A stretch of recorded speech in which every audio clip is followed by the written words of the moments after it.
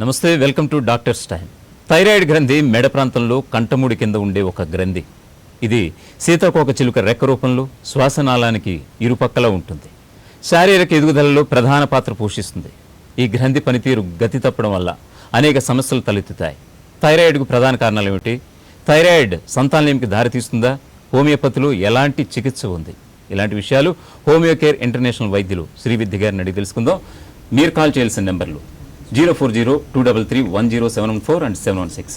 నమస్తే అండి. నమస్తే. ఈ థైరాయిడ్ లోపం ఎందుకు వస్తుందంటారు? అలాగే హైపోథైరాయిడ్కి హైపవర్ థైరాయిడ్కి ఏంటి డిఫరెన్స్?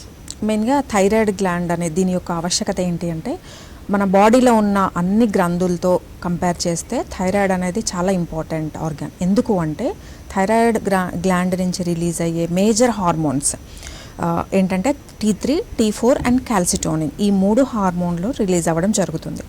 సో మేజర్గా T3 అండ్ T4 అనే హార్మోన్లు హ్యూమన్ సిస్టంలో ఫిజికల్గా అంటే బాడీ యొక్క ఎదుగుదలతో పాటు అండ్ మానసిక బ్యాలెన్సింగ్తో పాటు ఈచ్ అండ్ ఎవ్రీ సిస్టమ్, శ్వాస వ్యవస్థను మెయింటైన్ చేయడం కానీ, హార్ట్ యొక్క పనితీరు, గుండె యొక్క పనితీరు, జీర్ణ వ్యవస్థ యొక్క పనితీరు కానీ, each and every muscle, joint, దీంతో పాటుగా ప్రత్యుత్పత్తి వ్యవస్థ, ఇలా హ్యూమన్ బాడీలో అందరిలో, ఈవెన్ చిల్డ్రన్, ఇప్పుడు పుట్టిన చిల్డ్రన్ నుంచి కూడా ఓల్డ్ ఏజ్ పీపుల్ వరకు అందరిలో బాడీ యొక్క ప్రతి వ్యవస్థలో ఈ థైరాయిడ్ రోల్ అనేది చాలా ఉంటుంది.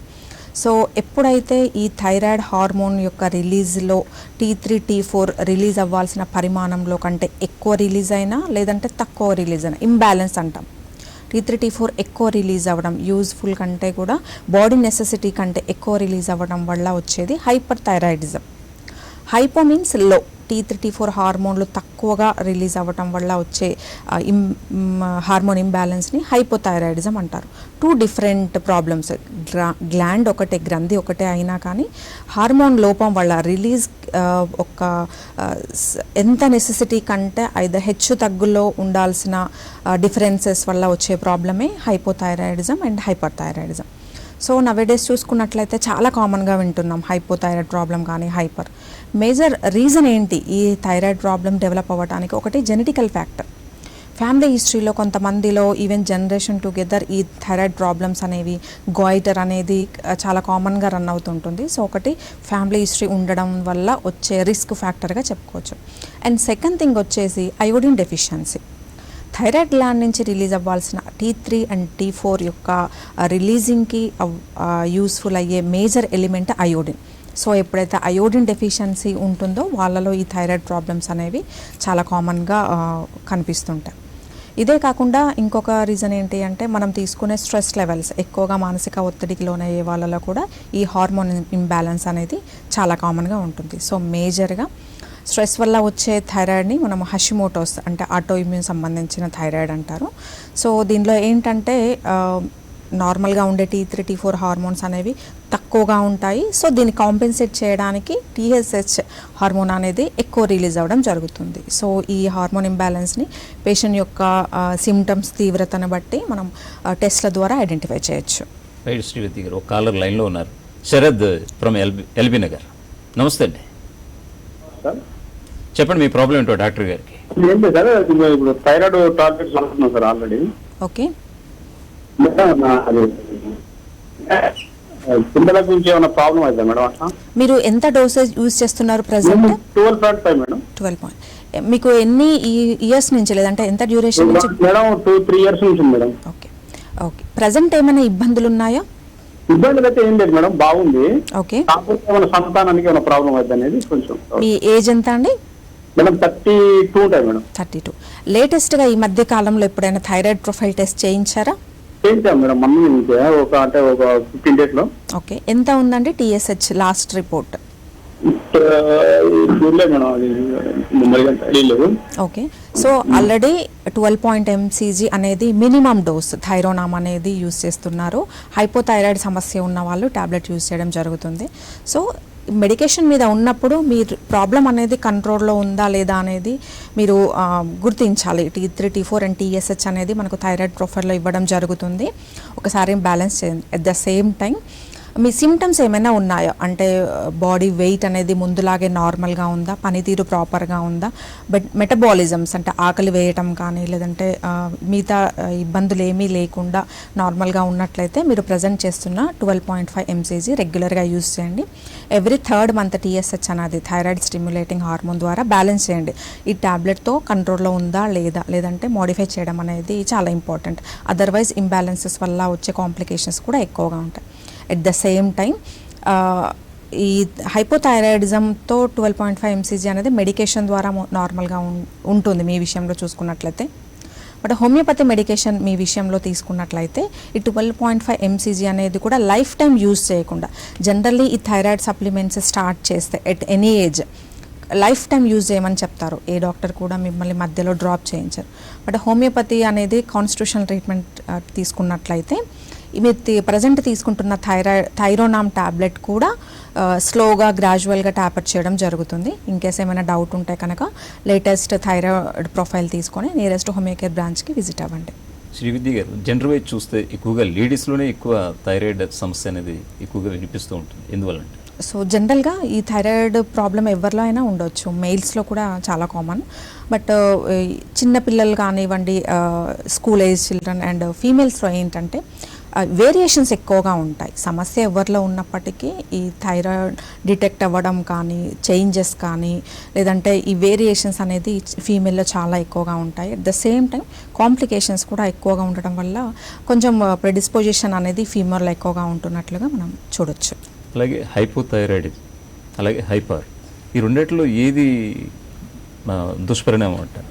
సో కాంప్లికేషన్స్ చూసుకున్నట్లయితే హైపర్ థైరాయిడ్లో అంటే T3 T4 ఎక్సెస్గా ఉండి TSH 0.05 కంటే తక్కువగా ఉన్న వాళ్ళలో కాంప్లికేషన్స్ ఎక్కువగా ఉంటాయి. ఎందుకు అంటే ఈ hyper in the sense body పని చేయాల్సిన దానికంటే మెటబాలిక్ రేట్ ఎక్కువగా ఉంటుంది. హార్ట్ బీట్ ఎక్కువ అవ్వడం కానీ, పాల్పిటేషన్ ఎక్కువ అవ్వడం కానీ, ఎస్పెషల్లీ జీర్ణ వ్యవస్థ చూసుకున్నట్లయితే మొటిలిటీ ఎక్కువ అవ్వడం వల్ల డైరియా ఫామ్ అవ్వడం కానీ, ఎస్పెషల్లీ మ్యారీడ్ ఉమెన్లో జనరల్లీ థైరాయిడ్ వాళ్ళలో చిల్డ్రన్ అవ్వరు అనేది ఒక సమస్య చాలా కామన్గా ఫేస్ చేసుకుంటారు. హైపర్ థైరాయిడ్ ఉన్న వాళ్ళలో కన్సీవ్ అవ్వడం జరుగుతుంది. బట్ ఈ అబ్నార్మల్ హార్మోన్స్ అనేవి డిస్టర్బెన్సెస్ ఉండడం వల్ల ఈవెన్ కన్సీవ్ అయినప్పటికీ మిస్క్యారేజెస్ చాలా కామన్గా ఉంటాయి. సో కంపేర్ చేసి చూసుకున్నట్లయితే హైపోథైరాయిడ్ కంటే కూడా హైపర్ థైరాయిడ్లో కాంప్లికేషన్స్ కానీ ఈ డిస్టర్బెన్సెస్ అనేవి ఎక్కువగా ఉంటాయి. So what ever the thyroid problem, hypothyroid కానివ్వండి, లేదంటే ఆటో ఇమ్యూన్ వల్ల వచ్చే థైరాయిడ్ డిస్టర్బెన్సెస్ కానీ, గోయిటర్ వల్ల కానీ, గోయిటర్ అంటే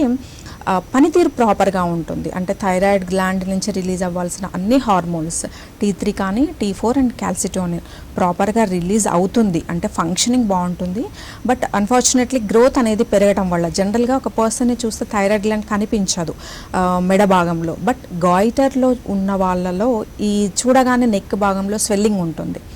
సో థైరాయిడ్ గ్లాండ్ అనేది స్వెల్లింగ్ రూపంలో సైజ్ పెరగడం జరుగుతుంది. సో ఇలాంటి వాళ్ళలో ఫంక్షన్ డిస్టర్బెన్సెస్ ఉండవు. బట్ ప్రెజర్ సిమ్టమ్స్ అయినా ఫుడ్ తీసుకున్నప్పుడు కానీ, వాటర్ తాగినప్పుడు పెయిన్ రావడం కానీ, డిఫికల్టీ ఉండడం మింగడంలో, ఇలాంటి డిస్టర్బెన్సెస్ ఉంటాయి. So what ever the thyroid disturbances మనం ఎర్లీగా ఐడెంటిఫై చేసి ట్రీట్మెంట్ తీసుకున్నట్లయితే కాంప్లికేషన్స్ రాకుండా మెయింటైన్ చేయొచ్చు. అలాగే ఈ థైరాయిడ్ విషయానికి వస్తే వచ్చిందనంటే అయితే తీవ్రమైన ఒబిసిటీ, లేకపోతే కనుక తీవ్రమైన మరీ సన్నబడిపోవడం, ఆ తీవ్రమైన ఒబిసిటీతో ఆర్థరైటిస్ కూడా దారితీసే అవకాశం ఉందని అంటారా? ఎస్, ఒబేసిటీ అంటే వెయిట్ గెయిన్ అనేది హైపోథైరాయిడ్ యొక్క లక్షణం. చాలా మందిలో ఈ థైరాయిడ్ ఉంది లేనిది వెయిట్ గెయిన్ అవుతున్నారు, అది కూడా చాలా fast weight gain with in డేస్లో, వీక్స్లో పెరుగుతున్నారు అంటే చాలా కామన్గా అప్పుడు రిపోర్ట్స్లో బయటపడేది హైపోథైరాయిడ్తో సఫర్ అవుతున్నారు అనేది గుర్తించడం జరుగుతుంది. So hypo in the sense లో, బాడీ యొక్క మెటబాలిజం పనితీరు ప్రాపర్గా ఉండవలసిన దానికంటే తక్కువగా ఉండడం వల్ల, ఫర్ ఎగ్జాంపుల్ చూసుకున్నట్లయితే వీళ్ళలో ఏమవుతుంది, ఈచ్ అండ్ ఎవ్రీ సిస్టమ్ కూడా శ్వాస వ్యవస్థ రేటు పడిపోవడం, తొందరగా అలసిపోవడం జరుగుతుంది. At the same time gastro intestinals జీర్ణ వ్యవస్థ యొక్క పనితీరు కూడా మందగించడం జరుగుతుంది. సో వీళ్ళలో ఆకలి తక్కువగా ఉంటుంది. సో తద్వారా ఫుడ్ ఇంటేక్ తక్కువగా ఉంటుంది. So motility, each and every system తక్కువ, హైపో మెటబాలిజం అనేది చాలా కామన్గా. సో ఇలాంటి హైపో ఉన్న వాళ్ళలో ఏంటంటే కాల్షియం మెటబాలిజం కూడా పడిపోతుంది.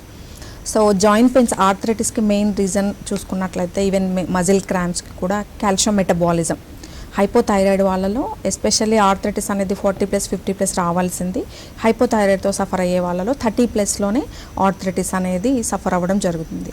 సో ఐడెంటిఫై చేయడంతో పాటుగా ఇన్ టైంలో ప్రాపర్ మెడికేషన్, సరైన ఫుడ్లో జాగ్రత్తలు కనుక మెయింటైన్ చేసినట్లయితే ఆర్థరైటిస్ రాకుండా ప్రివెంట్ చేయొచ్చు. శ్రీవిద్య గారు, ఇప్పుడు థైరాయిడ్ అనేది వంశపారంపర్యమా? ఒకవేళ వంశపారంపర్యం అయితే గనక ఖచ్చితంగా చిన్నపిల్లలు దీన్ని ఎలా గుర్తించాలంటారు?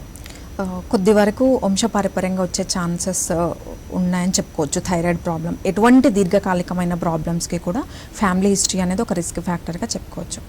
ద సేమ్ టైం ఈ థైరాయిడ్ ప్రాబ్లమ్స్ అనేవి ఎస్పెషల్లీ హైపోథైరాయిడ్ ఇలాంటి దీర్ఘకాలికమైన సమస్యలు అనేవి చాలా స్లోగా పెరుగుతుంటాయి. ఎస్పెషల్లీ 10 years లోపల చిల్డ్రన్ ఏంటంటే మనకు లక్షణాల ద్వారా చెప్పలేరు. కాబట్టి అటువంటి వాళ్ళలో డయాగ్నోసిస్ ఇలా డిలే అవ్వడం జరుగుతుంది.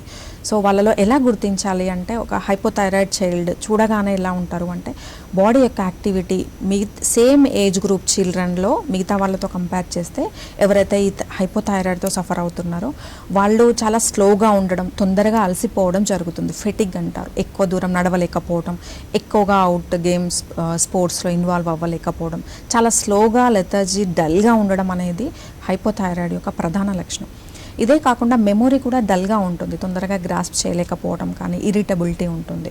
సో ఇదే కాకుండా ఎవరికైతే కాన్స్టిపేషన్, మలబద్ధకం అనేది చాలా రోజుల తరబడి కంప్లైంట్ చేస్తుంటారో, సో ఈ లక్షణాలన్నీ కూడా కొన్ని రోజుల పాటు కంటిన్యూస్గా ఉంది అంటే ఆ చిల్డ్రన్లో ఖచ్చితంగా ఒకసారి థైరాయిడ్ టెస్ట్ చేయించడం అనేది చాలా ఇంపార్టెంట్. ఎందుకంటే ఈ లక్షణాల ద్వారా చెప్పలేరు కాబట్టి కొన్ని రకాలైన సైన్స్ ద్వారా మనం ఐడెంటిఫై చేసి రిపోర్ట్స్ ద్వారా మనము కనుక్కోవచ్చు. అలాగే కిడ్నీస్ ఫంక్షన్, దాని మీద కూడా దీని ప్రభావం పడే అవకాశం ఉందంటారా? ఎస్, ఎందుకు అంటే ఈ థైరాయిడ్ గ్లాండ్ అనేది మిగతా అన్ని ఎండోక్రైన్ గ్లాండ్స్తో కంపేర్ చేస్తే ఇంకా వైటల్ రోల్ని ప్లే చేస్తుంది. T3, T4 అనే major hormones each and every cell, ప్రతి ఒక్క కణం మీద కూడా హెడ్ నుంచి టో వరకు అన్ని వైటల్ ఆర్గాన్స్ మీద దాని యొక్క ప్రభావం, పనితీరు కనపడుతుంది. సో ఏదైనా సిమ్టమ్ ద్వారా ఎస్పెషల్లీ 10 కార్డినల్ సైన్స్ అంటారు. ఫేస్ అపేరెన్స్లో కానివ్వండి, హైపోథైరాయిడ్ వాళ్ళు చూసుకున్నట్లయితే మూన్ లైక్ ఫేస్, ఎడిమా అంటారు, స్వెల్లింగ్ రౌండ్లో అండ్ డల్గా ఉంటుంది. అండ్ డిప్రెషన్గా, తొందరగా రియాక్ట్ అవ్వకుండా, లోగా, హైపో నేమ్లోనే తెలిసిపోతుంది. బట్ హైపర్ థైరాయిడ్ ఏంటంటే ఎక్సెస్ యాక్టివిటీ ఉండడం, కళ్ళు ప్రొట్రూడ్ అయి బయటికి కనిపించడం, వెయిట్ లాస్ అవ్వడం, యాంగ్జైటీ, పాల్పిటేషన్. సో ఈ లక్షణాలు అనేవి మనకు ఈచ్ అండ్ ఎవ్రీ సిస్టంలో కనపడుతుంటాయి, లక్షణాలు సిమ్టమ్స్ ద్వారా కానీ అండ్ సైన్స్ ద్వారా కానీ. అదేవిధంగా వైటల్ ఆర్గాన్స్ ఏంటి అంటే హార్ట్ కానివ్వండి, kidney, at the same time ప్రత్యుత్పత్తి వ్యవస్థల ఫీమేల్స్లో కానీ మేల్స్లో కానీ మెన్స్ట్రువల్ సిస్టమ్ మెయింటైన్ చేయడం, తర్వాత ఫర్టిలిటీ ప్రాబ్లం అనేది కూడా రాకుండా ఉండడానికి, ఇన్ఫర్టిలిటీ ప్రాబ్లం రాకుండా ఉండడానికి కూడా ఈ థైరాయిడ్ మనకు హార్మోన్స్ అనేవి చాలా ఇంపార్టెంట్. అలాగే కాకినాడ నుంచి శ్యామల కాల్ చేశారు. నమస్తే అండి శ్యామల గారు. హలో హలో మేడం, చెప్పండి. మాకు మెసేజ్ అండి, టీఎస్హెచ్ బాగా ఎక్కువ ఉంటుందండి, అబో 20 గట్రా ఉంటుంది, 0.20 ఎంత ఉంది నంబరు. ఓకే, ప్రజెంట్ ఏ మెడిసిన్ యూజ్ చేస్తున్నారండి? 100 డోసు వాడుతున్నాం థైరోనార్మ్. ఓకే, తన ఏజ్ ఎంత? 36, 85 అండి. Okay, no problem. ఎన్ని ఇయర్స్ నుంచి తను ఈ 100 mcg యూజ్ చేస్తున్నారండి? అంటే ఫస్ట్ 75 ఉండేదండి. ఓకే, దేర్ ఆఫ్ సెకండ్ ఇష్యూలో వచ్చిందండి. సెకండ్ కన్సీవ్ అయినప్పుడు ఓకే మనకి థైరాయిడ్ కనబడింది. ఓకే, ప్రజెంట్ తనకి ఏమైనా ఇబ్బందులు ఉన్నాయా? డైజెషన్ అయితే ఇది డైలీ మోషన్ అవ్వదండి సరిగా. ఓకే, సో మెయిన్గా మీరు చెప్పిన ప్రాబ్లం ఏంటంటే తన విషయంలో హైపోథైరాయిడ్ సమస్య ఉన్నది అని చెప్పుకోవచ్చు. హైపోథైరాయిడ్లోనే ఈ టీఎస్హెచ్ అనేది పెరగడం జరుగుతుంది. ఎస్పెషల్లీ మీరు చెప్పిన దాన్ని బట్టి చూస్తే టీఎస్హెచ్ అనేది 20 points కంటే ఎక్కువగా ఉండటం, T3, T4 తక్కువగా ఉండటం అనేది హైపోథైరాయిడ్ యొక్క లక్షణం. ఈ టీఎస్హెచ్ అనేది 5.5 బిలో ఉన్నప్పుడే నార్మల్గా ఉందని చెప్తాం. సో మీరు మెడికేషన్ తీసుకుంటున్నప్పటికీ డైలీ 100 mcg ఎక్స్టర్నల్గా తీసుకుంటున్నప్పటికీ కంట్రోల్లో లేకుండా టీఎస్హెచ్ అనేది పెరగడం మీ విషయంలో జరిగింది. అంటే తీసుకుంటున్న మెడికేషన్ తన వెయిట్కి కానీ తన రిపోర్ట్కి కానీ సరిపోవడం లేదు. దాని ద్వారా T3, T4 తగ్గిపోవడం, at the same time TSH అనేది ఇంప్రపోర్షనల్గా పెరగడం జరుగుతుంది. సో ఇలాంటి వాళ్ళలో హైపోథైరాయిడ్ ఉన్న వాళ్ళలో ఎస్పెషల్లీ 30+లో జాయింట్ పెయిన్స్ రావటం కానీ, లేదంటే మజిల్ క్రాంప్స్ డెవలప్ అవ్వటం, మలబద్ధకం సమస్య, ఎస్పెషల్లీ ఫీమేల్స్లో అయితే హెయిర్ లాస్ కానీ, మెన్స్ట్రువల్ డిస్టర్బెన్సెస్ అనేవి సాధారణంగా కనిపించే సమస్యలు. 100 mcg తీసుకుంటున్నప్పటికీ కంట్రోల్లో లేదు. బట్ ఇలాంటి ప్రాబ్లం ఉన్న వాళ్ళకు హోమియోపతి చికిత్స కొద్ది రోజుల పాటు, కొద్ది మంత్స్ పాటు రెగ్యులర్గా తీసుకున్నట్లయితే మీరు ప్రజెంట్ TSH 20 నుంచి ఫస్ట్ స్టెప్ నార్మల్కి తీసుకురావడం జరుగుతుంది. ఇంకా కొద్ది రోజులు కంటిన్యూగా తీసుకున్నట్లయితే ఈవెన్ మనం థైరోనామ్ సపోర్ట్ లేకుండా కూడా టోటల్ థైరాయిడ్ ప్రాబ్లం అనేది రిమూవ్ చేసి థైరాయిడ్ సిస్టమ్ కంట్రోల్ పెట్టే ఛాన్సెస్ ఉంటాయి. ఒకసారి లేటెస్ట్గా చేయించిన రిపోర్ట్స్తో డైరెక్ట్గా అప్రోచ్ అవ్వండి. మేడం, ఇప్పుడు హోమియోపతిలో ఎలాంటి ట్రీట్మెంట్ ఉంటుంది? ఒకవేళ తీసుకుంటే ఇది లాంగ్ రన్ ఉండాల్సిందేనా? సో థైరాయిడ్ ప్రాబ్లం అనేది different type of the problems ఉంటాయి. ఒక్కసారి థైరాయిడ్ ప్రాబ్లం డెవలప్ అయితే కన్వెన్షనల్ మెడికేషన్తో ఎస్పెషల్ అలోపతి సిస్టమ్ ఆఫ్ మెడికేషన్లో ఏ స్టేజ్లో థైరాయిడ్ ప్రాబ్లం స్టార్ట్ అయినప్పటికీ, ఈవెన్ చైల్డ్హుడ్లో 10 years కంటే తక్కువ ఉన్న వాళ్ళు, లేదంటే అడల్ట్లు కానీ పెద్ద ఏజ్లో ఎప్పుడు థైరాయిడ్ ప్రాబ్లం డిటెక్ట్ అయినా కానీ, అది హైపోథైరాయిడ్ కావచ్చు, హైపర్ థైరాయిడ్ కావచ్చు, ఇది లైఫ్ టైం యూజ్ చేయమనే చెప్తారు. ఎవ్రీ 6 months ప్రొఫైల్ మనం చెక్ చేస్తూ అది మానిటర్ చేయడం జరుగుతుంది. లైఫ్ టైం ఖచ్చితంగా తీసుకోవాల్సిందే. బట్ హోమియోపతి ద్వారా కొద్ది సంవత్సరాల పాటు రెగ్యులర్గా తీసుకున్నట్లయితే ఈ థైరాయిడ్ కాంప్లికేషన్స్ డెవలప్ అవ్వవు. At the same time root కాజ్తో ట్రీట్మెంట్ ఇవ్వడం జరుగుతుంది. కాబట్టి లైఫ్ టైం తీసుకోవాల్సిన అవసరం లేదు. అది డిపెండ్స్ ఆన్ పర్సన్. కొన్ని మంత్స్ కావచ్చు, కొన్ని ఇయర్స్ కావచ్చు. రెగ్యులర్గా తీసుకున్నట్లయితే థైరాయిడ్ సమస్యతో బాధపడే ఫస్ట్ ఆఫ్ ఆల్ హోమియోపతి ద్వారా జరిగే అడ్వాంటేజ్ ఏంటంటే సిమ్టమ్స్ తగ్గుతాయి, లక్షణాలు అనేది సెట్ చేయడం జరుగుతుంది. ఎందుకు అంటే అందరూ థైరాయిడ్ పర్సన్స్లో లక్షణాలు ఒకేలాగా ఉండవు. ఒక్కొక్క పర్సన్లో ఒక్కొక్క రకమైన సిమ్టమ్స్ ఉంటాయి. So first step of the homeopathy మెడికేషన్స్లో లక్షణాలు తగ్గించడం అనేది ప్రైమరీ గోల్గా తీసుకోవడం జరుగుతుంది. అంటే సిమ్టమ్స్ తగ్గించడం.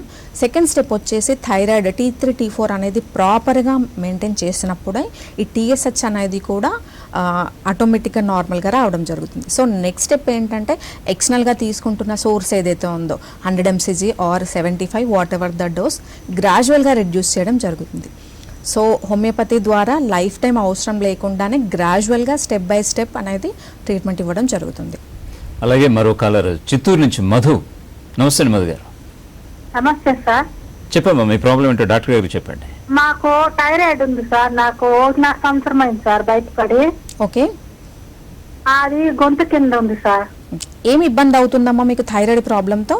నాకు బాత్రూమ్ పోయాక ఇబ్బందిగా ఉంది. ఓకే, వైట్ లావ్ ఎక్కువైనాను. మాటలు 50 గ్రాములు వాడుతున్నాను మేడం. ఓకే, మెడ భాగంలో ఏమైనా వాపు గమనించారా? గమనించారు సార్. వాపు ఇక్కడ పైన ఉంది. నేను ఒక 6 నెలలు అది థైరాయిడ్ గడ్డ అని నాకు తెలీదు. ఓకే, వదిలేసాను. మళ్ళా అందరూ లావ్ అయి ఉన్నావు ఏమి అంటే డాక్టర్ దగ్గరికి పోండి అన్నారు. జాయింట్ పెయిన్స్ వచ్చినాయి. ఓకే, అందుకు పోయినాను. పోతే ఆయన గొంతు కింద చూసి థైరాయిడ్ ఫస్ట్ చేసుకోమ్మా ఫస్ట్ ఉన్నారు. మా ఫ్యామిలీలో మా మమ్మీకి ఉంది, మా అక్కకు ఉంది, మాకు ఉంది. ఇప్పుడు మీ వయసు ఎంత అండి? 38. ఓకే, సో మీ విషయంలో చూసుకున్నట్లయితే 50 mcg అంటే జనరల్గా థైరాయిడ్, హైపోథైరాయిడ్ అంటే పనితీరు తక్కువగా ఉన్న థైరాయిడ్ ప్రాబ్లంగా చెప్పుకోవచ్చు. Hypothyroid at the same time swelling ఉంది అని చెప్తున్నారు కాబట్టి గాయిటర్ అంటే థైరాయిడ్ గ్రంథి యొక్క వాపు, ఈ 2 సమస్యలు మీ విషయంలో ఉన్నాయండి. సో దీని ద్వారా ఏంటంటే చిన్న ఏజ్లో బాడీ పెయిన్స్కి రావడం, లేదంటే జాయింట్ పెయిన్స్ రావటం, తొందరగా అలసిపోవటం కానీ చాలా లక్షణాలు ఉంటాయి. సో ఇప్పుడు మీ విషయంలో తగ్గించవలసిన సమస్యలు 2. ఒకటి హార్మోన్ వ్యవస్థని, అంటే థైరాయిడ్ యొక్క ఇంటర్నల్గా ఫంక్షన్ హార్మోన్ నార్మల్ చేయడంతో పాటుగా ఈ గ్రంథి వాపు కూడా తగ్గాలి ఖచ్చితంగా. లేదు అంటే డే బై డే గ్రంథి వాపు పెరిగినా కొద్దీ ఎక్స్టర్నల్ అదర్ సిమ్టమ్స్ కూడా డెవలప్ అయ్యే ఛాన్సెస్ ఉంటాయి. సో మీ సమస్యకి హోమియోపతిలో శాశ్వతంగా కంప్లీట్గా తగ్గిపోయే అవకాశాలు ఉన్నాయండి. ఒకసారి డైరెక్ట్గా లేటెస్ట్ రిపోర్ట్ ఏదైతే ఉందో తీసుకొని నియరెస్ట్ హోమియోకేర్ బ్రాంచ్ని సంప్రదించండి. మేడం, ఇప్పుడు గర్భిణీ మహిళలు ఎలాంటి జాగ్రత్తలు తీసుకోవాలి ముఖ్యంగా? సో మెయిన్గా ఇన్ఫర్టిలిటీ సమస్య చాలా కామన్గా చెప్పుకోవచ్చు. కొంతమందిలో ఎర్లీ ప్రెగ్నెన్సీ టైంలో ఎస్పెషల్లీ వీక్స్లో T3 T4 మైల్డ్గా చేంజెస్ రావడం, ఆటోమేటిక్గా అక్యూట్ డిస్టర్బెన్సెస్ ఉంటాయి. ఇది ఫిజియోలాజికల్. సో దీనికి పెద్దగా వరి అవ్వాల్సిన అవసరం లేదు. దానంతట అదే విత్ ఇన్ ఫ్యూ వీక్స్లో సెట్ అయిపోతుంది. మైల్డ్గా వాకింగ్ చేయడం అనేది చాలా ఇంపార్టెంట్. ఎందుకంటే ఫిజికల్ యాక్టివిటీ అనేది ఈ T3 T4 ప్రాపర్గా మెయింటైన్ చేయడంలో చాలా వరకు హెల్ప్ అవుతుంది. దీంతో పాటుగా మనం తీసుకునే డైట్లో అయోడైజ్డ్ మెయింటైన్ చేయడం అనేది చాలా ఇంపార్టెంట్. ఎందుకంటే ఇంతకుముందు చెప్పినట్లుగా థైరాయిడ్ ఫంక్షన్ రిలీజ్ అయ్యే హార్మోన్స్ అన్నీ కూడా అయోడిన్ బేస్డ్ మెటబాలిక్ ఉంటుంది. కాబట్టి మనం తీసుకునే ఆహారంలో అయోడిన్ ఉన్నట్టుగా మన బాడీకి సరిపడా పరిమాణంలో మెయింటైన్ చేయడం అనేది సెకండ్ స్టెప్. ఇదే కాకుండా తీసుకునే జాగ్రత్తల ఆహారంలో ఏంటంటే కార్బోహైడ్రేట్ డైట్ అనేది కంప్లీట్గా మ్యాక్సిమం తగ్గించేసి fibre food and protein food ఇది కనుక మెయింటైన్ చేసినట్లయితే this is the key point for the hypothyroid problem.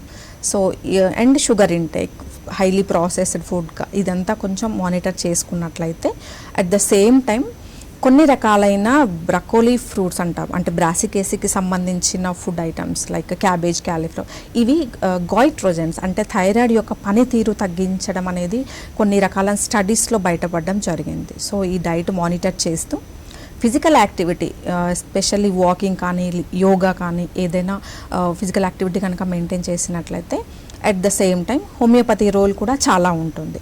ఈ ప్రాపర్గా మెయింటైన్ చేసుకున్నట్లయితే ఈ థైరాయిడ్ సమస్యలు లైఫ్ టైం కంటిన్యూ అవ్వకుండా విదిన్ ఫ్యూ ఇయర్స్లో సాల్వ్ అయ్యే ఛాన్సెస్ ఉంటాయి. అలాగే దీని ద్వారా అండి అంటే రక్తపోటుకు కానీ లేకపోతే డయాబెటీస్ కానీ చాలా దారితీస్తుందని అంటూ ఉంటారు. సో ఎటువంటి ప్రికాషన్స్ తీసుకోవాలంటారు?